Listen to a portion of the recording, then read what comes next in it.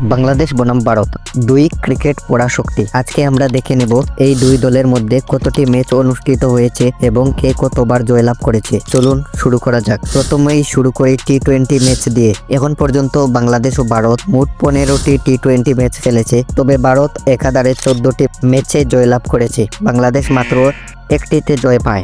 One day ম্যাচের পরিসংখ্যান, এই পর্যন্ত মোট 41টি ওয়ানডে ম্যাচ খেলেছে বাংলাদেশ ও ভারত। ভারত জয়ী হয়েছে 32টি ম্যাচে আর বাংলাদেশ জয়ী হয়েছে 8টি ম্যাচে। শেষে টেস্ট ক্রিকেটের কথাও বলা যাক। বাংলাদেশ ও ভারত 15টি টেস্ট ম্যাচ খেলেছে, যেখানে ভারত জয়ী হয়েছে 13টি ম্যাচে এবং বাংলাদেশ কোনো ম্যাচেই জয় তুলে নিতে পারেনি, তবে 2টি ম্যাচ ড্র হয়েছে। এখন এটা তো স্পষ্ট যে ভারত বাংলাদেশের চাইতে এগিয়ে রয়েছে, তবে বাংলাদেশের চ্যালেঞ্জ এখনো অব্যাহত। ক্রিকেটে প্রতিটি ম্যাচেই নতুন ইতিহাস সৃষ্টি করে, আর ভারত বাংলাদেশের এই প্রতিদ্বন্দ্বিতা তো রীতিমতো চিরস্থায়ী হয়ে গেছে। আগামীতেও আরও জমজমাট ম্যাচ দেখার জন্য প্রস্তুত থাকুন।